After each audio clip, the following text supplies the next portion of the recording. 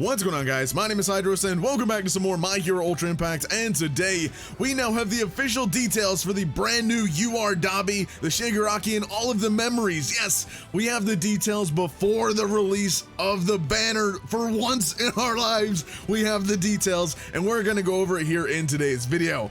Now, before we go ahead and get started though, make sure you guys go down there, click that red subscribe button, make sure it says subscribed, click that bell, turn on all those notifications, that way you're not any future videos, and also drop a like down below if you guys are hyped for Dabi, and comment hashtag Hellfire down in the comments down below for Hellfire Dabi, because that's what we're going to be going over here today. And also helps out in the algorithm quite a bit as well. But yes, we actually have the details for the units, majority of the details. I want to reiterate that, majority of the details.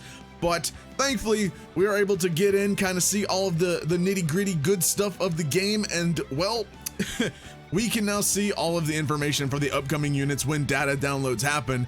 And now it is time.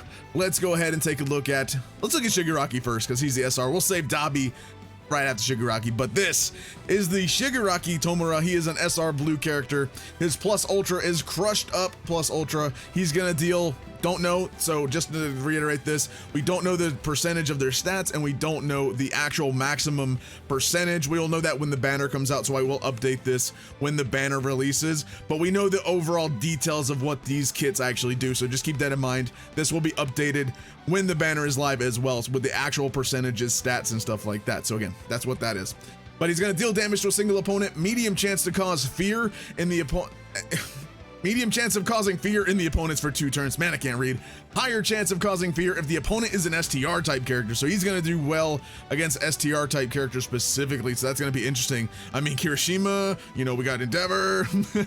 So let's go ahead and continue to his collapse action skill. Deals unknown percentage right now, damage to a single opponent, low chance of causing fear in the opponent for 2 turns, but he also increases his chance of causing fear in the opponent if it is an STR type. So his plus ultra is a medium chance. He's going to get that higher chance if he's going against STR type. He's going to have the low chance on his first action skill, and that's going to cause fear a higher chance if it's an STR type. So again, STR type helping him out, and a cooldown max of 5 turns. So I do know the actual max percentage, or the maximum cooldown that they can achieve, and that's going to be 5 turns for the Shigaraki on that action skill. His second action skill is Game Over. Decreases the opponent's defense by don't know percent for 3 turns. Also decreases the opponent's critical rate for 3 turns, and a cooldown of 5 turns. So he's going to be debuffing the opponent's defense and critical rate, which is actually pretty cool. That can go well, especially in something like USJ, the Red Endeavor USJ boss. That can help you out if you need someone for that. And then also his auto skills are going to be increasing the critical rate of all ally League of Villains by unknown percent. So again, I'll update this once the percentage does hit, right? So, and then also his second auto skill, once per battle, increases the character's plus ultra gauge by blah when HP is below 50%. So he's going to be getting a plus ultra gauge boost once per battle. Once that once per battle hits, that's over with. But he is going to be increasing the critical rate of all your League of Villain allies. So your Shigarakis, your Dabis, all of them, right? So he's going to be increasing their critical rate, which is going to be super awesome for VE Tower as well. You could run him, especially if you need to get some extra points in that VE Tower stage, right? So that's going to be pretty cool. Again, he seems like an overall pretty solid SR unit. I wouldn't say he's like terrible, but I think he's pretty solid, just judging based off of his kit currently at the time of recording this video, right? So we'll have to do some tests when he does come out, but Shigaraki is looking pretty awesome. So let's go ahead and go to the man of the hour. You know, the man himself, Dabi. Burn everything. You are DST Purple Dabi. So his plus ultra skill is Sapphire Calamity, deals damage to a single opponent, high chance of burning the opponent for 3 turns, high chance of burning the character, so he burns himself for 3 turns as well. So he's going to be inflicting burn, high chance, super high chance, because you know it's Dabi. Why not? We got to give him high chance. Dealing that a bit of damage, as well as he's going to be burning himself. But we'll mitigate that in a minute. We're going to show you guys why that's not a problem. His first auto action skill is Blue Corruption, deals damage to all opponents, so he is an AoE. High chance of causing all opponents to burn in Hellfire. Medium chance of causing all opponents to burn for 3 turns. And then high chance of burning the character himself for 3 turns with a cooldown of 4 turns. So that is going to be pretty interesting. He's going to have Hellfire on his ability, which is pretty freaking sick, if I do say so myself. So let me actually just look up what Hellfire actually does real quick so I can tell you guys. All right, so Hellfire. Hellfire character takes the amount of burning damage they would have taken in remaining turns of the effect all at once. after which burning is canceled. This effect can have critical damage. So again, so character takes the amount of burning damage they would have taken in remaining turns of the effect all at once.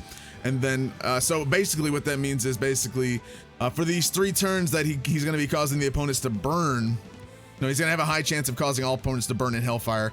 So I do believe that a medium chance of causing all opponents to burn for 3 turns. Okay, so he's going to have the burn, right? So that's going to give that. I would say that, I'm trying to read this right because this is really weird how they worded it. So character takes the amount of burning damage they would have taken. So if they get the burn and they also get the Hellfire, so all of this burn damage only when it's because of Hellfire, all the burn damage is done at once on the final turn of the burn because of Hellfire. Is that, if I'm reading that correctly? Very weird. After which burning is canceled, so the burn then goes away. The effect can have critical damage, so Hellfire damage can be critical, and then he's also going to have a high chance of burning himself for 3 turns. That's interesting as well. So he's going to be dealing damage to all opponents, decreasing the power of all opponents for 3 turns. So that's cool. Going to be power decreasing again, can come in handy for stuff like VE Tower, can have even USJ or even PvP. Can be awesome. Medium chance of burning all opponents for 3 turns, high chance of burning the character for 3 turns, and a cooldown of 5 turns. So he's going to be inflicting burn. I mean, he has really good chances of burning. I love burn characters. They just deal a lot of damage, stuff like that. So his first auto skill increases character's critical rate by blah when burning. So his critical rate is going to go up when he is burning himself. So he literally gives himself a high chance every time he uses his action skill. So every 3 turns. So once he gets this for 3 turns, that critical rate's going to go up. And then also increases characters plus ultra gauge by blah when the battle starts. So after the battle starts and after you get this is null and void, but you can still get this critical rate buff during these burns here. And then the final auto skill increases character's skill impact by blah when burning. So he's getting some skill impact damage increase as well as critical rate.